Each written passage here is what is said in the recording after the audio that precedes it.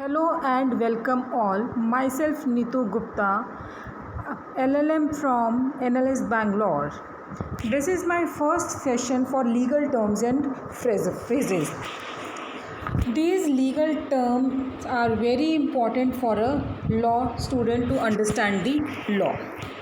ये जो legal terms हैं ये आपका लॉ एंट्रेंस, जो बच्चे लॉ एंट्रेंस के लिए प्रिपेयर कर रहे हैं they can crack the exam. This help, I can not say कि you can crack the exam only through legal terms, but it helps you to crack the exam your law entrance. ठीक है, it helps you to crack your law entrance. So first legal term is a fortiori. A fortiori. Fortiori, what do you mean by? It is a Latin term. It is the Latin term. You can say from the stronger point, stronger reason. Okay. Generally, it is used. This Latin term is used when drawing a conclusion that even more obvious or convincing than the one just drawn. कि conclusion, आपने कोई conclusion दी है, is it नहीं है, please understand, आपने कोई conclusion draw किया है, अब आप और स्टेटमेंट कर रहे हो तो वो प्रूव करना आपके लिए ज़्यादा बेटर है. That is a fortiori. Is it example, is it clear? Sorry. For example, if you are saying a 19-year-old is an adult. A 19-year-old is an adult. Is it clear? So it is obviously it is easy to prove, or you can say obviously if you say if you are saying 19-year-old is an adult, then obviously 20-year-old is also an adult. Is it clear? If I say 2 is less than 10, 2 is less than 10, then obviously 2 is less than 20 also. So this is for a fortiori. Is it clear? So see, it is a Latin term with even stronger reason, which applies to a situation in which if one thing is true, then it can be inferred from the second thing, then is even more certainly true. Is it clear? So next is a priori assumption. A priori assumption. So what does it mean?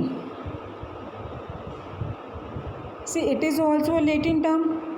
It is also a Latin term. Okay, priori means what comes before. What comes before. Okay, so you can say that something that is assumed to be true without further proof. Without further proof. Something that is, जो आप already आप assume कर रहे हो true ही होएगा, कोई उसके लिए कोई प्रूफ नहीं चाहिए. अगर मैं आपको एग्जांपल दूँ इसका, it is assumed that sun will come tomorrow. It is assumed that sun will come tomorrow. तो इसके लिए क्या कोई प्रूफ चाहिए? आप सपोज कर रहे हो, अज्यूम कर रहे हो कि सन आएगा कल. Is it clear? So this is a प्रियोरी exemption. Now इसका अगर हम ऑपोजिट देखें, इसका एंटोनियम देखें, वो एंटोनियम क्या है? Antonym is a posteriori. That is what comes later. What comes later. Is it clear? So see, a priori, it is a Latin assumption that is true without further proof or need to prove it. It is assumed that sun will come up tomorrow. It has negative side also. On a prior assumption made without question on the basis that no analysis or study is necessary can be mental laziness when the reality is not so certain. Now next abbreviation is next legal term is AKA. So this AKA means it is its full form is also known as. I think so ये मुझे explain करने की ज़रूरत नहीं है इतना detail में, क्योंकि everybody knows also known as. ठीक है, ये क्या है कि अगर हम कुछ कह रहे हैं फिर हम कहेंगे उसको ये भी कहा जाता है, कि आप निकनेम कह सकते हो. कि सपोज आई एम सेइंग कि उसका नाम है Rohit, he is also known as उसको लोग उसके फ्रेंड सर्कल में कि किसी और नाम से बुला, ऑल्सो नोन एज, क्या है तो वो है. For example Amit G Das, AK means also known as AG Das. Is it clear? Now next is ab initio. Ab initio, the term ab initio, it is also a legal term. ठीक है, ये Latin term है. It means from the very beginning, from the very beginning. Is it clear? तो ये जो Latin term है ये derive हुआ है लेटिन से. ये जो लेटिन टर्म है it is derived from ab, ab, which means from, and next Latin term initio, which means beginning. So from the beginning. For example, he was instructing ab initio pilots. He was instructing ab initio pilots. इनका मतलब क्या है, बहुत पहले से ही वो शुरू से ही, स्टार्टिंग से ही वो पायलट्स को इंस्ट्रक्ट कर रहा था. Is it clear? So ab initio. If you have knowledge regarding Indian Contract Act, there are some kinds of contract, void contract, void agreement, voidable contract all. So void में क्या है कि an agreement with minor is a void ab initio. An agreement with minor is void ab initio. It means from the very beginning. अगर आप minor के साथ agreement कर रहे हो वो क्या होएगा? It is not lawful. It is void agreement. Is it clear? Next legal term is abandon.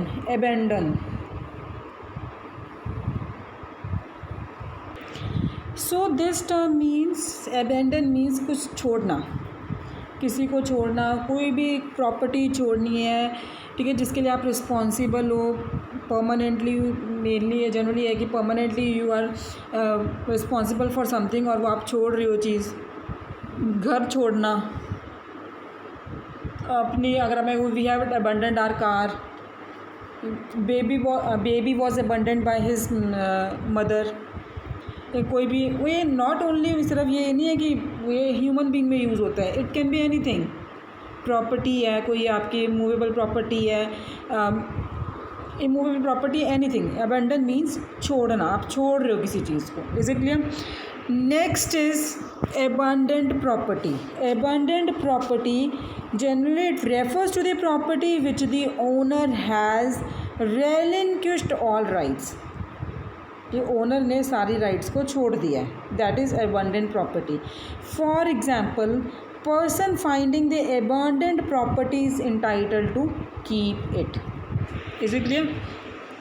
Person entitled to abandoned property is entitled to keep it. Next is abandonment. Even it is the same thing to give up something, to relinquish something. अपने आप right surrender कर रहे हो, अपनी property surrender कर रहे हो, अपनी कॉन्ट्रैक्ट राइट्स को सरेंडर कर रहे हो. It is may be anything. Is it clear? Next legal term is abate. Now what do you mean by the abate is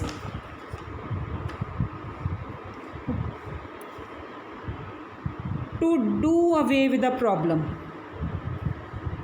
To do away with a problem. भाग रहे हो. Is it clear? Next is abatement. Abatement means interruption of a legal proceeding upon the pleading by a defendant of a matter that prevents the plaintiff from going forward with the suit at that time or in that form.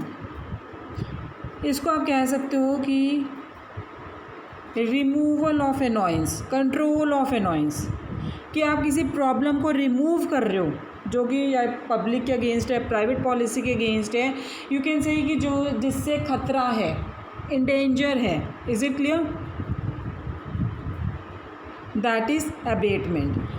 Next legal term is abduction. abduction क्या है? ये क्या है? Generally legal term, criminal term है, ठीक है. abduction अगर आप IPC में भी पढ़ोगे इसको, तो इसका मतलब क्या होता है abduction का? It is a crime of taking away of a person by fraud, by persuasion, or you can say by force or by committing any violence. बच्चे को आप लेके जा रहे हो कि कुछ भी कह के उसको, या चॉकलेट्स लेके अपने साथ लेके जा रहे हो, ठीक है, या आप क्या कहते हैं फ्रॉड से कि उसको उसके मदर फादर ने बुलाया है तो आप फ्रॉड से कह सकते हो. Is it clear? Next is abet.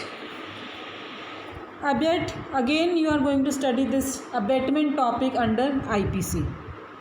Under IPC, that is from section I think so 107. It starts from 107.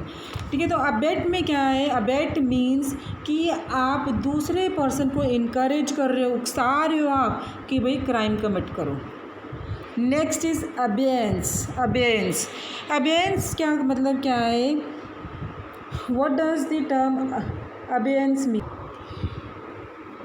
It means when ownership of property has not been determined.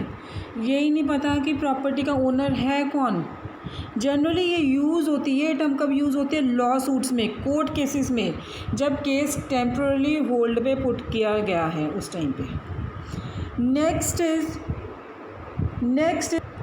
so able-bodied means कि person you can say physically strong है, healthy है, ठीक है, कि वो he is capable of working at a job, कोई से military में किसी में भी, या मीन्स कि you can say person is capable of earning a living. That is able-bodied.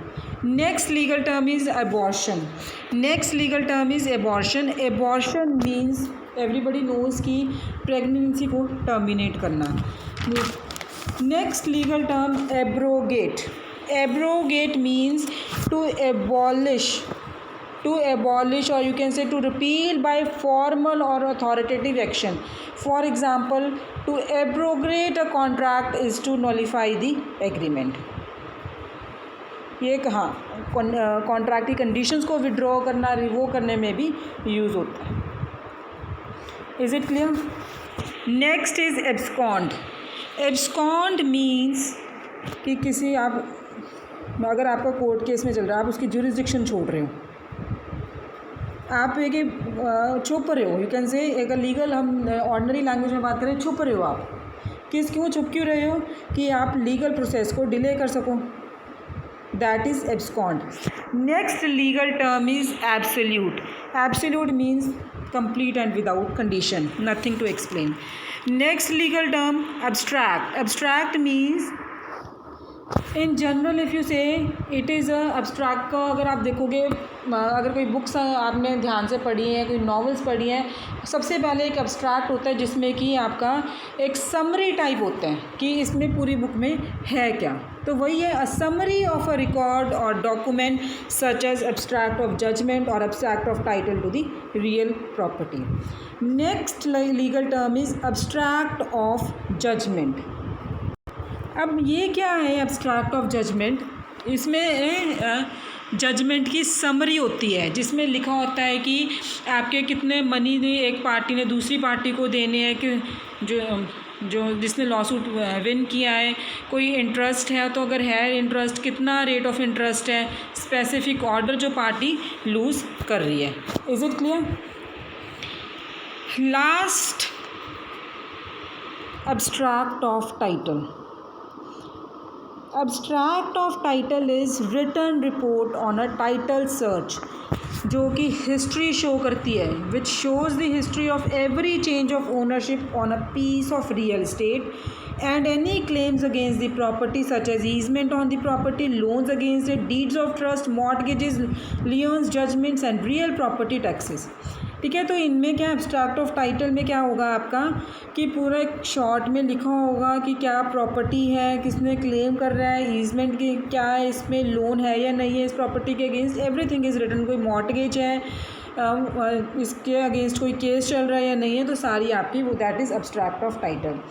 So guys, we have discussed 20 legal terms. Another 20 legal terms I will be discussing in another session. Hope you have understood this session. Thank you.